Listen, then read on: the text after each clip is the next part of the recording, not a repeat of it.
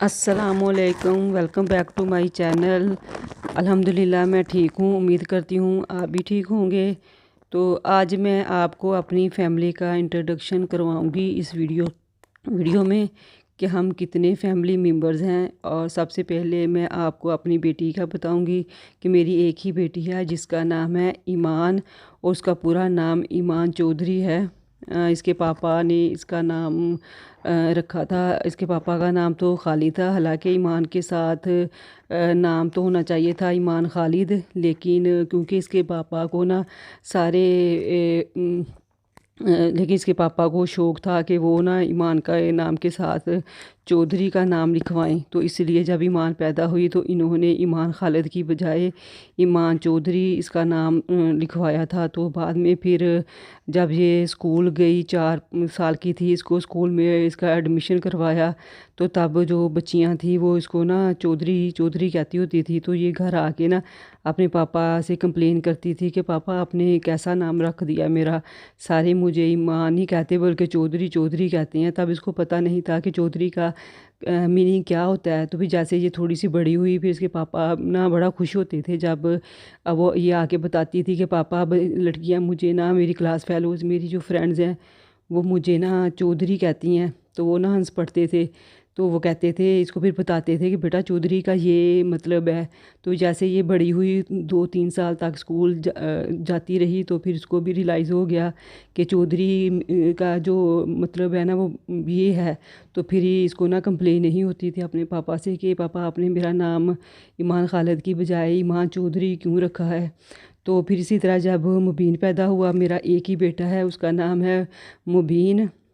उसका पूरा नाम मियाँ मुबीन है। तो उसके नाम के साथ भी मुबीन खालिद की बजाय इसके पापा ने मियाँ मुबीन लिखवाया था, क्योंकि इसके पापा को भी सारे लोग मियाँ खालिद के नाम से जानते थे। और मियाँ खालिद ही वो सारे उनके जो भी फ्रेंड्स या कुलीग्स वगैरह थे, जो भी उनको जानता था ना, वो सिर्फ़ खालिद के नाम से नहीं बुलाते थे उन्हें, बल्कि मियाँ खालिद कहते थे। तो इसीलिए उनको शौक़ था कि जब मुबीन पैदा हुआ तो उन्हें भी शौक़ था कि इसके नाम के स्टार्ट में भी ना मियाँ लगे, जैसे मियाँ खालिद है इसी तरह उन्होंने इसका नाम भी मियाँ मुबीन ही रख दिया। तो ये भी जब स्कूल जाने लगा, इसने भी यही आके कहना कि पापा मुझे ना टीचर्स कहती हैं आप इतने छोटे हो और आप मियाँ बन गए हो। तो फिर इसके पापा ना बहुत ज़्यादा खुश होते थे कि जब ना बच्चे भी इसको मियाँ मियाँ गेट के बाहर आके इसको कहते थे मियाँ मुबीन। तो वो भी ये भी जब फिर 1-2 साल तक स्कूल जाता रहा, इसके पापा इसको साथ साथ समझाते रहे कि मियाँ का ये मतलब है, मुझे भी लोग मियाँ खालिद ही कहते हैं ना, तो ये एक अच्छा नाम है। तो फिर ना ये भी नहीं कंप्लेन करता था कि मेरे नाम के साथ मियाँ क्यों रख दिया है। तो हालांकि जब मैं इसकी ना मेडिसिन वगैरह लेने जाती थी ना हॉस्पिटल वगैरह में, तो वहाँ पे भी डॉक्टर्स और टीचर्स जब इसका नाम पूछती थी तो मैं बताती थी कि मियाँ मुबीन। जब वो एज पूछते थे वो कहते थे कि इतना छोटा बच्चा है और आपने अभी से इसका नाम मियाँ रख दिया। यानी नर्सिस और डॉक्टर भी ना हंस के ये बात पूछते होते थे। तो मैं उनको भी यही बताती थी कि इसके पापा को का शौक़ था कि इसके नाम के साथ मैं ना मियाँ लगाऊं, तो इसलिए उन्होंने इसका नाम ना रखा है। तो ना फिर सम टाइम मुझे भी बड़ा अजीब सा लगता था। मैंने कहा क्या आपने सारे यही बात पूछते हैं कि इतना छोटा है और इसका नाम मियाँ आपने अभी से रख दिया। तो वो ना बहुत ज़्यादा बल्कि खुश होते थे सुन के कि ना इसको अभी से बच्चे बड़े सारे मियाँ मुबीन कहना शुरू हो गए हैं। तो जब मैं इसका ना स्कूल एडमिशन करवाने गई, वहाँ पे भी मुझे अभी भी याद है कि टीचर ने पूछा कि क्या नाम है इसका, तो मैंने कहा कि मियाँ मुबीन। तो ये मेरी तरफ देख के हंस पड़ा और टीचर भी हंस पड़ी। टीचर कहती इतना छोटा बच्चा है और अभी से मियाँ बन गई हैं। तो ये कहता था मम्मा ये मियाँ का क्या मतलब है, वो बड़े होके बनते हैं। तो फिर इसके पापा ने ना इसको सारा समझाते होते थे। तो ये एक मेरा बेटा है मियाँ मुबीन, और एक मेरी बेटी है ईमान चौधरी। ईमान जो है वो 5th क्लास में पढ़ती है और मुबीन जो है वो 3 क्लास में पढ़ता है। दोनों माशाल्लाह पढ़ाई में बहुत अच्छे हैं। तो अब मैं आपको अपने बारे में बताती हूँ। मेरा नाम चैनल पे तो आप मेरे नाम के साथ मुबीन लगा हुआ ना, इरम मुबीन व्लॉग। तो मुबीन जो है ना वो मेरे बेटे का नाम है। मेरे हस्बैंड का नाम जो था वो खालिद था, तो मेरा नाम इरम खालिद है वैसे तो। लेकिन बस चैनल पे मैंने ना इरम मुबीन अपने नाम के साथ ना मुबीन का नाम लगा लिया था। तो अब मतलब ना कुछ लोग पूछते हैं कि आपकी वीडियोस में आपकी बेटी भी हमने देखी है, आपका बेटा भी देखा है, लेकिन आपके हस्बैंड कभी भी वीडियो में नहीं आए। तो ये मैं उन लोगों के लिए ये वीडियो बना रही हूँ, उन लोगों को की इन्फॉर्मेशन के लिए कि ना मेरे हस्बैंड की डेथ हो गई है 1 साल पहले। तो मेरी ना मैंने ना आपको मैं आप पहले ना अपनी एजुकेशन के बारे में बताती हूँ कि मेरी एजुकेशन कितनी है। मैंने एमए प्लस बीएड किया है। बीएड जो था वो मेरी शादी से पहले मैंने कर लिया था। रिज़ल्ट जो था वो मेरी शादी के 2 साल बाद, सॉरी 2 माह बाद आया था।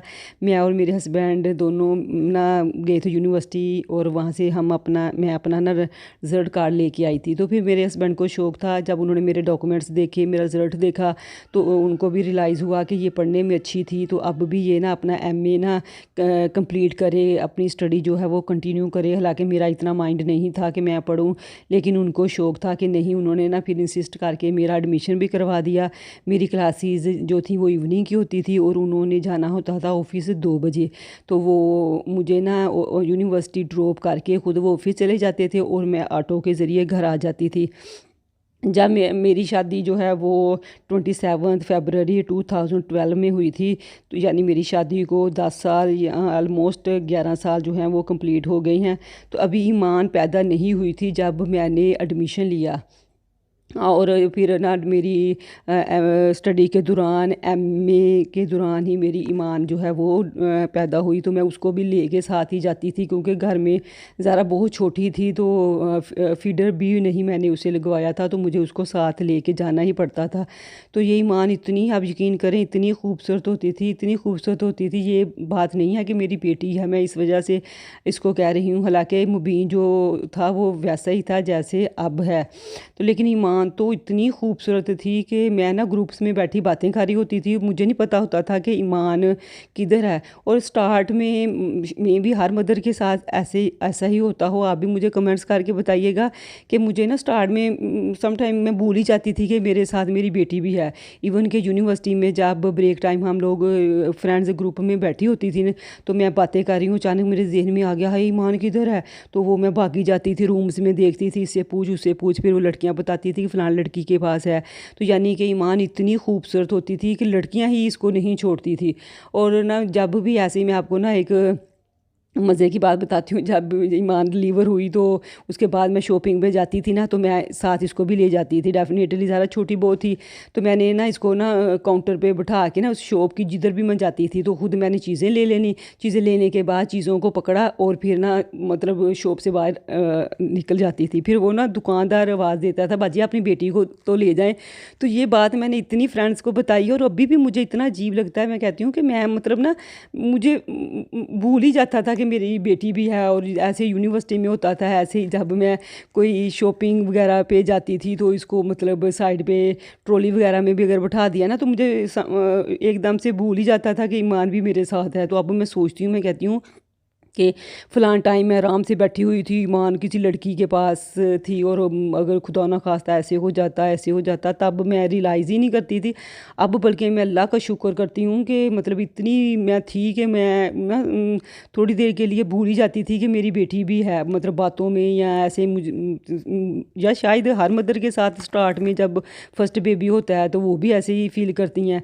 तो अब यकीन करें कि अब मैं सोचूँ ना तो मेरे रोंगटे खड़े हो जाते हैं। मैं कहती हूँ अच्छा फ़लाँ टाइम मैं आराम से बैठी हुई तो यूनिवर्सिटी में कंटीन में, और ईमान पता नहीं किसी बच्ची के पास थी। फिर मैंने पूछा, फ़लाँ से पूछा, फिर मैं गई, ईमान उसके पास थी, मैंने उसको पकड़ा। तो अगर कोई ले जाती, तो अब मेरे जहन में ऐसी चीज़ें आती हैं। हालांकि तब मैंने कभी फील ही नहीं किया था कि ईमान मतलब इतनी खूबसूरत होती थी कि मैरिड लड़कियां भी जो थी ना, जिनके अपने भी बच्चे थे, वो भी ईमान से बहुत प्यार करती थी। अब यकीन करें, ईमान थी इतनी खूबसूरत।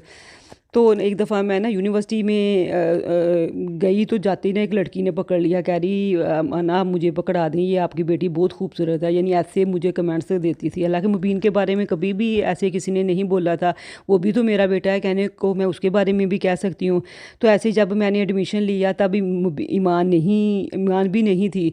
तो जब मेरा एमए कंप्लीट हुआ तब मुबीन जो है वो ना 2 मंथ का हो चुका था। ईमान में और मुबीन में ना 2 साल का जो है ना, सॉरी 1.5 साल का, पूरे 1.5 साल, ईमान और मुबीन में पूरे 1.5 साल का गैप है। तो फिर बस बड़ी अच्छी मेरी लाइफ थी, बहुत मैंने लाइफ में इंजॉय भी किया आफ्टर मैरिज और बिफोर मैरिज भी अल्हम्दुलिल्लाह। यूनिवर्सिटी कॉलेज स्कूल में बहुत इंजॉय मैंने किया, अल्लाह का लाख लाख शुक्र है। तो लेकिन 2016 में मेरे हस्बैंड को शुगर डायग्नोज हो गई। पता चला कि उनको शुगर है, तो फिर वो मेडिसिन लेते रहे लेकिन फिर 2018 में शुगर अप होने की वजह से, हाई होने की वजह से उनके किडनी पे भी इफ़ेक्ट कर गई, उनके किडनी ख़राब हो गए। उनकी वो मेडिसिन लेते रहे शुगर और किडनी के साथ, बस वो सरवाइव करते रहे। फिर 2020 में शुगर इतनी ज़्यादा हाई होने की वजह से उनकी 99% जो आई साइट है वो भी चली गई थी। मतलब उनको सिर्फ इतना ही नज़र आता था कि जैसे हम धूप में खड़े हो जाएं तो हमें एक शैडो नज़र आता है ना, उसमें हमें नहीं पता होता कि ये बच्चा है या बच्ची है या मेल है या फीमेल है, जस्ट हमें एक शैडो नज़र आता है। तो वो भी ऐसे ही कहते थे कि मुझे ऐसे ना हल्की सी झलक सी नज़र आती है कि कोई है चीज़ सामने मेरे। तो लेकिन उनको बिल्कुल भी पता नहीं चलता था कि ईमान है, मुबीन है या मैं हूँ, कि 99% जो है वो उनकी नज़र जो है वो ख़त्म हो गई थी। तो फिर वो जॉबलेस हो गए थे, वरना वो बहुत एक अदारे के, मैं अब नाम तो नहीं लूँगी, उसके बहुत बड़े ऑफिसर थे वो। पहले ग्रुप एडिटर थे वो, फिर सब एडिटर भी रहे। तो बस वो बहुत ज़्यादा मेहनती थे। ये मेरे मेके की तरफ से भी सब लोगों के उनके बारे में यही कमेंट्स होते थे। अब भी वो यही सारे कहते हैं कि मतलब खाला जो है वो बहुत ज़्यादा मेहनती थे। इवन कि इतने वो मेहनती होते थे, इतने मतलब वो अपने काम के साथ ऑनेस्ट थे कि वो अगर रात को हॉस्पिटल गई हैं ना, अचानक उनको ले गई हैं, उनकी तबीयत ज़्यादा ख़राब हो गई है शुगर की वजह से, तो फिर वो सुबह अगर 12 बजे वो डिस्चार्ज हो जाते थे ना, तो वो 1 बजे वो 2 बजे वो ऑफिस भी पहुंच जाते थे। तो ऑफिस से फ़ोन आता था कि उनके कोलीग्स का कि भाभी आपने इनको क्यों भेजा है, आप इनको छुट्टी करवा लेती। तो मैं कहती थी कि मैंने इन्हें कहा है लेकिन ये खुद ही आए हैं, मैंने इनको नहीं भेजा। कि वो काम के इतने मतलब शौक़ से वो ऑफिस जाते थे, सारा कुछ वो मतलब इतने अपने ना बीमारी को उन्होंने अपने ऊपर इतना सवार नहीं किया था। इवन कि जब उनकी आई साइट भी चली गई है ना, तब भी वो इतना नहीं हुई है कि मैं मतलब वो समझें कि मेरी आई साइट तो चली गई है, मैं एक मतलब बैठ जाऊं घर में। लेकिन नहीं, तब भी उन्होंने ज़्यादा तारा टाइम जो है वो अपने हमारे घर के पास ही मस्जिद है, उधर वो देते थे। वो ये ज़ोहर के टाइम चले जाते थे और ईशा टाइम नमाज़ पढ़ के ही आते थे। तो उनके लिए दोपहर में या शाम में जो भी उन्होंने कुछ खाना होता था वो मुझे बता देते थे कि इतने बजे मुझे ये चीज़ भेज देना। तो वो मैं उनको मस्जिद में ही भेज देती थी, क्योंकि मुबीन है कभी ट्यूशन है कभी सपारे पे है, तो फिर बार बार उनको मस्जिद से लेके आना और फिर घर से मस्जिद तक लेके जाना उनको भी मुश्किल होता था। तो वो कहते थे चलो मैं ना ईशा की नमाज़ पढ़ के ही आ जाता हूँ। तो इतना ज़्यादा उन्होंने दिल लगा लिया अपना मस्जिद में कि वो मस्जिद में ही फिर रहना शुरू हो गए। तो फिर ना 10 जुलाई 2022 में ईद थी ना, ईद का दिन था वो। तो 1-2 दिन पहले उनकी तबीयत तो ख़राब रहती थी, लेकिन बस मेडिसिन ले ली, हाँ मैं बस ठीक हूँ। फिर ईद का दिन था, सुबह सुबह अभी लोगों ने नमाज़ भी नहीं पढ़ी थी, तो उनकी तबीयत ज़्यादा ख़राब हो गई। फिर हम उनको लेके एम्बुलेंस में हॉस्पिटल गए, वहाँ पे वो 1.5-2 दिन वो रहे, जैसे भी मतलब एक पेशेंट के साथ ट्रीट होता है। लेकिन वहाँ पे भी वो सारी बातें करते रहे हैं, ईमान कैसी थी, मुबीन कैसा है, क्या कर रहे हैं। जब भी कोई मतलब उनका पूछ नहीं आता था, कि मतलब पता भी नहीं था मुझे कि वो ऐसे अचानक चले जाएंगे। तो फिर फर्स्ट डे ईद का ऐसे ही मेरा हॉस्पिटल में गुजर गया, सेकंड डे भी ऐसे ही गुजर गया, थर्ड डे दोपहर के 12:30 मतलब उनकी ना डेथ हो गई। हालांकि मुझे ये था कि वो सो गई, डॉक्टर ने कहा कि इनको इंजेक्शन लगा दिया है तो ये अब इनको ना नींद आ जाएगी, इतनी ज़्यादा उनके ना किडनी में पेन हो रहा था। तो लेकिन वो मुझे तो यही था, सबको यही था कि वो सो रहे हैं। तो लेकिन फिर डॉक्टर ने आके बताया कि नहीं, इनकी तो मतलब जान निकल गई, आधा 2 घंटे हो गए हैं तकरीबन। तो फिर मैं तो इतनी कि मतलब कि सोचा भी नहीं था कि वो ऐसे चले जाएंगे। हालांकि वो बीमार तो तकरीबन 4-5 सालों से थे, और इतने बीमार भी नहीं थे कि इंसान कहे कि हाँ बस ना ये इसका लास्ट टाइम है। तो बस ये थी मेरी मतलब फैमिली का, मैंने आपसे इंट्रोडक्शन करवाना था। इंट्रोडक्शन तो स्टार्ट में करवाना होता है जब इंसान वीडियो वगैरह चैनल बनाता है अपना। तो लेकिन मुझे याद नहीं था, तो अब फिर मैंने कहा चले मैं एक वीडियो बनाती हूँ, क्योंकि सारे लोग पूछते थे कि आपकी बेटी और बेटा ही वीडियो में देखते हैं, आपके हस्बैंड नहीं होते। तो फिर मैंने कहा चले मैं ना वीडियो ही बना